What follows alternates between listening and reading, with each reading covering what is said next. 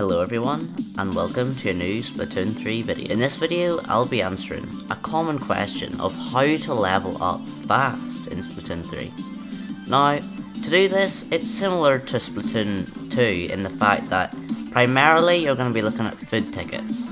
Now, the methods, however, in order to get food tickets are a little different in Splatoon 3, and so I'll be explaining those now. The first method you could use is story mode. Now, this is the only non-renewable source of food tickets. Yeah, it's also the most powerful.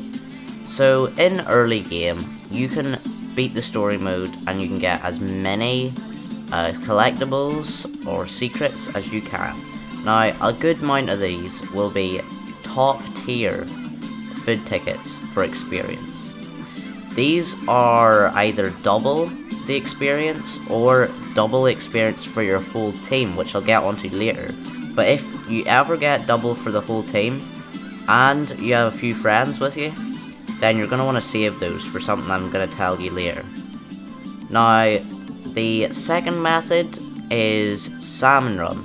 This is a renewable source and also a very powerful one. Now, with Salmon Run, what you want to do is just play it normally and finish your games. You will naturally level up and get more and more bonus capsules. The capsules you're going to want to be looking out for in particular are the orange ones. These are the ones that get you either experience tickets or money tickets.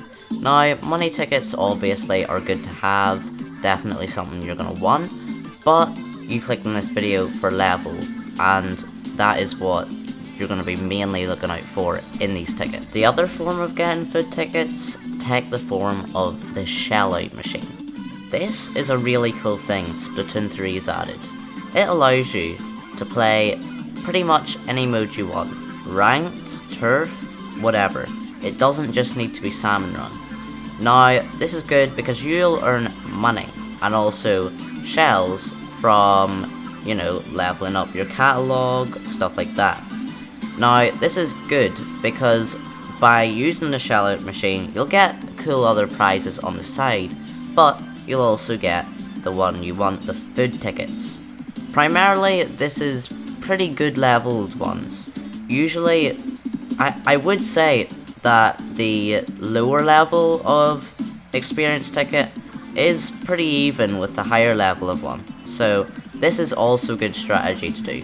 No matter what you do, this is a good strategy. Also, something to keep a lookout on is the shell out machine. Every day you get a shell out machine cost of only 5,000 as opposed to 30,000, which you're going to want to take because that is a lot of money you're saving out on, and I wouldn't even bother with the bigger sum of money because honestly that's too much money just for an experience ticket. Next, I just want to talk about something in Splatoon 3 which is really, really good.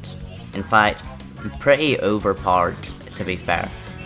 This is 4-player teams with the new food ticket that allows everyone in your team to get experience level ups.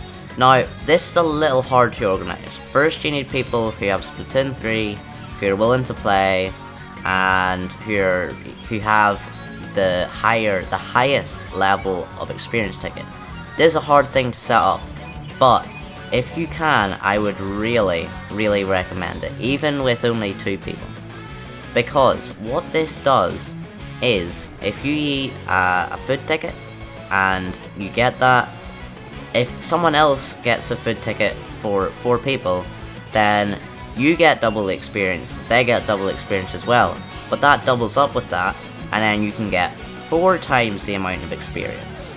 Now, this is where if you did have 4 people, it would be far better than just 2, because it doesn't just times 2 by the amount of people in your team. No, it puts 2 to the power of the amount of people in your team. So, say you have 4 people, then you have 2 times 2 times 2 times 2, that's 16 times the amount of experience you would normally get. That is insane amounts, like, that is really what you're aiming for if you can do this. However, it really is hard to get about. So if you can set this up, go for it. I also want to point out, near Splatfest times, I'm not exactly sure how it works, but certain times you'll be able to earn conch shells from leveling up your catalogue. This isn't always the case, and it's kinda you have to work around when you're able to get them. But if you get these shells, it's really good, because once you get these shells, it works that you can just use these on the machine, the shell out machine. Now, there's no other purpose really for them apart from that, and that's why they're so good, and they allow you to get tons and tons of the experience tickets that you need. And on top of this, it also works with Salmon Run. So if you play Salmon Run, and during the period of time where you can get the conch shells, you can not only get them by playing Salmon Run, but alongside by also getting the catalogue leveled up with it, which gets like double the amount of experience tickets. On top of this, if you play for the first time in either Salmon Run or Turf War or just any game, the first time you play in that day, you will get a severe amount of levels in your catalogue. You will go from just a little bit leveling up in your catalogue to a whole bunch. And so if you can play at least once a day, I would definitely recommend it, because it does give you a really good amount. But apart from that, that's more or less it. That's how you can get leveled up quite a lot. It's very similar to Splatoon 2, however, there are just a few wee things here and there that are quite different, but really are a lot better. So, I do hope you've enjoyed this video. If you have, make sure to tell me any other ideas you have in the comments, willing to cover whatever type of idea you may have. Until then, I do just hope you've enjoyed, and until next time, goodbye.